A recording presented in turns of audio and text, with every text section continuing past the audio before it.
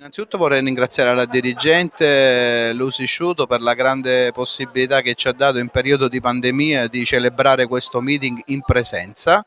perché a causa di tutte le restrizioni non è facile assumersi la responsabilità di far celebrare un meeting Erasmus, visto che sono fermi già da più di 2 anni.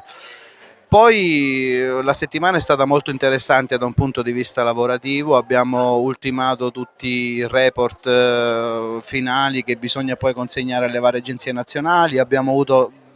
tantissime conferenze interessanti con degli esperti in materia di bullismo, cyberbullismo e poi ci siamo occupati specialmente oggi anche della piattaforma eTwinning, quindi una settimana molto produttiva da una parte e dall'altra parte anche interessante perché ha dato modo a tutti i vari partner di conoscere la Sicilia da un punto di vista culturale e anche geografico, facendo una full immersion con un'escursione a Taormina e anche una gita sull'Etna ieri, e tutti sono felicissimi, quindi è stata una settimana che rimarrà per tanto tempo nella memoria di tutti i partecipanti.